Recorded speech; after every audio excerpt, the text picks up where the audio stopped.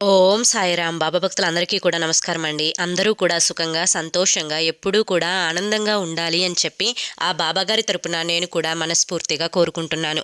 ఈరోజు బాబాగారు అందించే సందేశం ఏంటి అంటే కనుక, తల్లి ఆశగా వచ్చానమ్మ, ఒక ముద్ద అన్నం ఉంటే పెడతావా, ఒట్టి చేతులతోనే పంపిస్తావా, నాపై విశ్వాసం ఉంటే ఇది చూడమ్మా అని చెప్పి ఏదో తెలియని సందేశాన్ని ఈరోజు బాబాగారు మనకి అందించడానికి మన ముందుకు వచ్చారండి.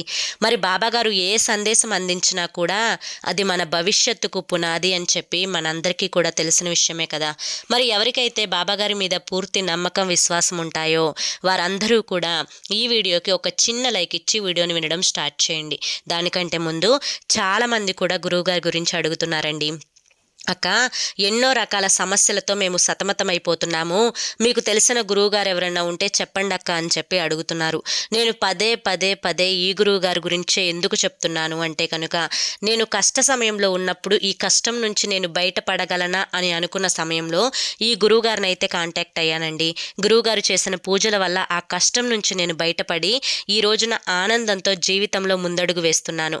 అలాగే మీ జీవితాలలో ఎటువంటి సమస్యలున్నా కానీ శ్రీ షిరిడి సాయిబాబా ఆశీస్సులతో జ్యోతిష్యం చెప్పబడును. గురూజీ శివరామరాజు గారు. Phone number 9959422552. మీరు ఇప్పటి వరకు ఎన్నో చోట్ల జ్యోతిష్యం చెప్పించుకొని మీరు ఆశించిన మార్పులు జరగలేదని చెప్పి బాధపడి ఉంటారు. కానీ ఇక్కడ అస్సలు అలా జరగదండి. మీ సమస్యలు ఏవైతే ఉన్నాయో, ప్రేమ, పెళ్లి, ఉద్యోగం, రాజకీయం, సంతానం లేక ఇబ్బంది పడుతున్నా, భార్యాభర్తల మధ్య గొడవలున్నా, అప్పుల సమస్యలున్నా, శత్రువుల సమస్యలున్నా, అవేంటో మీరు గురువు గారికి వివరించి చెప్పినట్లయితే వాటికి తగిన పూజలు చేసి మీకు గురువుగారు రోజులలోనే పరిష్కారాన్ని చూపిస్తారు. గురువుగారు చెప్పింది చెప్పినట్లు 100కు 1000% జరుగుతుంది. నమ్మకంతో కాంటాక్ట్ అవ్వండి. ఇక బాబాగారి యొక్క సందేశం ఏంటో తెలుసుకుందాం. తల్లి, ఆశగా వచ్చానమ్మా, ఒక ముద్ద అన్నం పెడతావా అని చెప్పి బాబాగారే మనల్ని అడగటం ఏంటి? నిజంగా ఆశ్చర్యంగా ఉంది కదా తల్లి. నేను ఆకలితో వచ్చి నిన్ను అన్నం పెట్టమని ఎందుకు అడిగానా అని చెప్పి ఎదురు చూస్తూ ఉన్నావు కదా తల్లి. అయితే ఈ యొక్క ఆశ్చర్యానికి కూడా ఒక అర్థం ఉంటుంది. అఖిలాండ కోటి బ్రహ్మాండ నాయకుణ్ణి నేనే 10 మందికి ప్రతిరోజు కూడా అన్నం పెడతాను. నా పేరు చెప్పుకొని 10 మంది తింటారు. 10 మంది అని అంటున్నారేంటి బాబాగారు?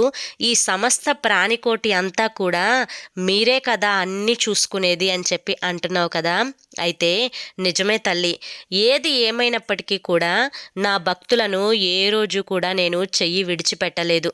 కష్టంతో వచ్చి నా పాదాల మీద పడి కన్నీరు మున్నీరై ఏడుస్తూ ఉంటారు. నాకు ఎన్నో మొక్కులని మొక్కుకుంటూ ఉంటారు. నా విభూదుని ఆశగా ధరిస్తూ ఉంటారు. కడుపులో ఏదన్నా నలతగా అనిపిస్తే నా విభూదిని నీళ్ళల్లో కలుపుకొని తాగుతూ ఉంటారు. నా ద్వారకామాయికి ఎన్నో మొక్కులను చెల్లించుకోవడానికి వస్తూ ఉంటారు. నా దర్శన భాగ్యమే జీవితానికి కూడా కావలసినంత పుణ్యాన్ని సంపాదించి పెడుతుంది అని చెప్పి షిరిడీకి ప్రయాణించి నా దర్శన భాగ్యాన్ని చేసుకొని ఎంతో ఆనందపడిపోతూ ఉంటారు. అయితే మరి నాకు అన్నం లేకపోవడం ఏంటి? నేను ఎందుకు నీ దగ్గరికి వచ్చాను అని అనుకుంటున్నావు కదా తల్లి. తల్లి, ఒక్క మాట చెప్తాను, జాగ్రత్తగా విను. బిడ్డ, ఏ తండ్రైనా కానీ ఆస్తులు అంతస్తులు ఏది కూడా చూసుకోడమ్మా. డబ్బు ఉందా లేదా అని చెప్పి కూడా చూసుకోడు. ఏ ఇంటికి వెళ్తున్నాము, ఇది నేను వెళ్ళే ఇల్లా కాదా అని కూడా చూసుకోరు. ఎందుకంటే ఆ తండ్రికి తన బిడ్డ కళ్ళని మాత్రమే చూస్తారు. తన బిడ్డ కళ్ళని చూసి తను ఎంత సంతోషంగా ఉంది, ఎంత ఆనందంగా ఉంది అని చెప్పి తెలుసుకుంటూ ఉంటారు. తన బిడ్డ నోరు తెరిచి బాబా నేను సంతోషంగా లేను అని చెప్పాల్సిన పని లేదు తల్లి. నీ కళ్ళు చూస్తేనే నాకు అంతా అర్థమైపోతున్నాయి. ఎందుకమ్మా ఆ కళ్ళల్లో ఆ కన్నీరు అలా కారిపోతుంది? ఏం పాపం చేశావు అని చెప్పి ఈ జన్మలో ఇన్ని కష్టాలని అనుభవిస్తూ ఉన్నావు? మొత్తానికి కూడా ఇది ఈ జన్మలో చేసిన పాపాలు అయితే మాత్రం కాదు తల్లి. పూర్వజన్మలో తెలుసో తెలియకో చేసిన పాపాల ఫలితాలే ఈ రోజున నిన్ను పట్టి పీడిస్తూ ఉన్నాయి. మరి ఈ పాపాలన్నీ కూడా పూర్తి పూర్తిగా నిర్మూలన అయిపోయి నీకు అదృష్టం పట్టించే రోజుని తీసుకురావడానికే ఈ రోజున అన్నం పెడతావా అని చెప్పి అడిగానమ్మా. ఎప్పుడైతే నువ్వు నాకు అన్నం పెడతావో ఆ రోజున నీ యొక్క కష్టం నష్టం అన్నింటినీ కూడా తీర్చేస్తాను. నీ కళ్ళల్లో నుంచి ఇప్పటి వరకు కన్నీరు కారాయి కదా తల్లి, ఇప్పటి నుంచి ఆనంద బాష్పాలు కారేలా చూస్తాను. బిడ్డ, ఇప్పటికైనా అర్థమైందా అన్నం ఎందుకు అడిగానో? బిడ్డ, నా ద్వారకామాయికైనా కానీ లేదా నీకు దగ్గరలో ఉన్న నా మందిరానికైనా కానీ ఒకరోజు అన్నంతో చేసిన ప్రసాదాన్ని నైవేద్యంగా తీసుకొని వెళ్ళు. అక్కడ నువ్వు నాకు ఆరగింప చేసిన తరువాత ఎవరైతే ఆకలితో అలమటిస్తున్నారో, నా రూపంలో ఎవరైతే అంటే మనిషి రూపంలోనే నేను తిరుగుతూ ఉంటాను, అక్కడికి వస్తాను. నువ్వు పెట్టావో లేదో చూడడానికి కాదు, నీ చేతులతో నా చేత్తో నువ్వు పెట్టిన అన్నాన్ని తీసుకోవడానికి వస్తాను. అది నేను తింటాను తల్లి. అప్పుడు నీ యొక్క పాపాలు అన్నింటినీ కూడా పూర్తిగా నీ నుండి తీసివేస్తానమ్మా. మరి ఒక గురువారం రోజు నాకు బియ్యంతో వండిన ప్రసాదాన్ని నైవేద్యంగా సమర్పిస్తావా? మరి నీ కష్టాలన్నీ తీరడానికి మార్గాన్ని చెప్పు బాబా, మార్గాన్ని చెప్పు బాబా అని చెప్పి అడుగుతూ ఉన్నావు కదా. మరి నీకు మార్గాన్ని అయితే నేను చూపించాను తల్లి. బిడ్డ, ఎన్ని కష్టాలు పడుతున్నావు, ఎన్ని బాధలని అనుభవిస్తున్నావు, ఎన్ని రకాలుగా ఎటు చూసుకున్నా కూడా కష్టం అనేది నీ వెంట పడి తరుముతూ ఉంటే గుక్క తిప్పుకోలేని పరిస్థితులలో 4 గోడల మధ్య కన్నీటిని కారుస్తూ బ్రతుకుతున్నావు. ఇది 1 రోజా 2 రోజులా అని అనుకోవటానికి లేకుండా ప్రతిరోజు కూడా నరకాన్ని చూస్తూ ఉన్నావు. కోరుకున్న కోరికలు తీరడం లేదు, అనుకున్న పనులు కూడా జరగడం లేదు. ఏంటి ఈ కర్మ నాకు అని చెప్పి అనుకుంటున్నావు కదా. కర్మ ఫలితం అయితే ఖచ్చితంగా ఉంటుంది తల్లి. కొన్ని పుణ్యకార్యాల వల్ల ఈ కర్మ ఫలితం అనేది నీకు దక్కుతుంది. ఆ యొక్క పుణ్యకార్యాలు ఏవైతే చేస్తావో కర్మంతా కూడా పూర్తిగా దూరమై వెళ్ళిపోతుంది. బిడ్డ, ఎప్పుడైనా కానీ నీ దగ్గర 10 రూపాయలుంటే కనీసం ఒక ₹1/2 అయినా కానీ దానం చెయ్యి తల్లి. అది కూడా అన్నీ బాగున్న వాళ్ళకి కాదు, ఆకలితో అలమటిస్తూ ఉంటారు కదా తల్లి, ముసలి వాళ్ళు, నిరుపేదలు, చేతికి కాళ్ళకి గాయాలతో అలమటిస్తూ ఉంటారు కదా తల్లి. వారు ఏ పని చేసుకోలేక, ఎవరు చూసేవారు లేక ఒక ముద్ద అన్నం కోసం ఎదురు చూస్తూ ఉంటారు కదా తల్లి. అటువంటి వారి ఆకలి తీర్చమ్మా. నీ యొక్క పాపాలు అన్నీ కూడా పూర్తిగా తుడిచిపెట్టుకుపోతాయి. జీవితంలో సంతోషాలు అనేవి తప్పకుండా అడుగు పెడతాయి. మరి ఈ తండ్రి ఎందుకు అన్నం పెట్టమన్నారో ఇప్పుడు పూర్తిగా అర్థమైంది కదా బిడ్డ.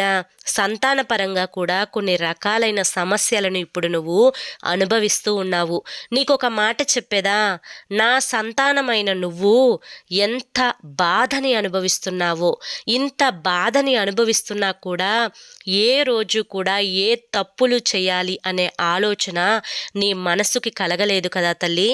అందుకే నువ్వు నా భక్తుడిగా భక్తురాలిగా నియమింపబడ్డావు.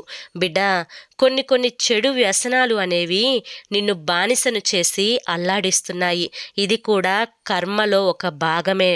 ఈ యొక్క కర్మని తొలగించుకోవడానికి ఆ వ్యసనాల నుంచి కొంచెం గట్టిగానే బయటపడాలమ్మా. అప్పుడే నీ యొక్క అంటే నీకు ఇప్పటి వరకు ఏవైతే చెడ్డ రోజులున్నాయో ఆ చెడ్డ రోజుల నుంచి కూడా నువ్వు బయటపడతావు. ఇప్పటి వరకు ఒక అంధకారమైన గదిలో బ్రతుకుతూ ఉన్నావు. ఇప్పటి నుంచి నీ జీవితంలో కొత్త సంతోషాలు అనేవి తెప్పించే బాధ్యత నాది. నువ్వు ఏదైతే కోరుకుంటావో ఆ కోరిక అనేది నువ్వు నాకు అన్నం పెట్టడంతో పూర్తిగా తీరిపోతుంది. బిడ్డ, ఆకలితో ఆశగా అడిగాను, మరి నా ఆకలిని తీరుస్తావు కదా తల్లి. బిడ్డ, నువ్వు ఎన్నో కోరికలను అడిగావు, ఈ ఒక్క ఆకలి తీర్చమ్మా. నా కడుపుని నింపే ప్రయత్నం చెయ్యి. తప్పకుండా నువ్వు అడిగిన కోరికలన్నీ కూడా తీర్చేసే వెళతానమ్మా. నువ్వు నా ద్వారకామాయిలో ఒక్కసారైనా అడుగుపెట్టు. నా ద్వారకామాయిలో అడుగుపెట్టిన మరుక్షణం నుంచి నీ జాతక చక్రాన్నే మార్చేస్తాను తల్లి. ఇప్పటి వరకు నీ సమస్యలు పోవడానికి ఎన్నో రకాలైన మార్గాలను చెప్పాను, ఎన్నో రకాలైన సందేశాలను అందించాను. ప్రతి సందేశం కూడా నీకు ఒక్కొక్క దారిని చూపిస్తూ ఉంటుంది. ఆ దారిలో నువ్వు నడుచుకుంటూ వెళ్తే చాలు తల్లి, అన్నీ అవే సర్దుకుంటాయి. నేను అందిస్తున్న సందేశాలలో నీ నడకని ప్రారంభించు. అప్పుడే నీ జీవితంలో కొత్త వెలుగు, కొత్త అదృష్టం అనేది అడుగు పెడుతుంది. నా మీద నమ్మకం ఉంది కదా తల్లి, నా మీద విశ్వాసం ఉంది కదా, మరి ఇంకెందుకు ఆలోచిస్తున్నావు? ఏ ఆలోచన లేకుండా ఒక్క ముద్ద అన్నం పెట్టు తల్లి అని చెప్పి ఈరోజు బాబాగారు మనకి చాలా చక్కటి సందేశాన్ని అందించారండి. మరి ఈ సందేశంలో ఎంతో గొప్ప ఆంతర్యం ఉంది మనం అర్థం చేసుకుంటే. మరి ఈ సందేశం మనకి బాబాగారికి ఒక ముద్ద అన్నం పెట్టమని చెప్తుంది. అంటే బాబాగారు ఆకలితో ఉండి పెట్టేవారు లేక కాదు, ఆ అఖిలాండ బ్రహ్మాండ నాయకునికి మనం పెట్టాలా చెప్పు? కనుక అది కాదు ఆలోచించాల్సింది. బాబాగారు నీ యొక్క కర్మఫలాన్ని ఎలా దూరం చేయాలో దానికి ఒక మార్గాన్ని చూపించారు. ఆ మార్గంలో నువ్వు నడిచి ఆ కర్మఫలాన్ని దూరం చేసుకుంటే నీ జీవితంలో అదృష్టం అనే పంట పండుతుంది. మరి ఇక ఏదేమైనప్పటికీ కూడా అంతా నీ చేతుల్లోనే ఉంది అని చెప్పి ఈరోజు బాబాగారి యొక్క సంకేతంలో ఉండే ఆంతర్యం. ఈ సందేశం మీ అందరికీ కూడా నచ్చింది అనిపిస్తే, బాబాగారి యొక్క వాక్కు మీకు అర్థమైంది అనిపిస్తే ఈ వీడియోకి ఒక చిన్న లైక్ ఇవ్వండి. అంతేకాకుండా కింద కామెంట్ సెక్షన్లో ఓం సాయిరామ్ అని చెప్పి టైప్ చేయండి. మరి కొంతమంది భక్తులకు, బాబా భక్తులకు వీడియోని షేర్ చేయండి. రేపు మరొక మంచి వీడియోతోటి మళ్ళీ కలుసుకుందాం. అంతవరకు కూడా బాబా ఆశీస్సులు మీపై ఉండాలి అని చెప్పి మనస్ఫూర్తిగా కోరుకుంటూ సర్వే జన సుఖినో భవంతు. ఓం సాయిరామ్.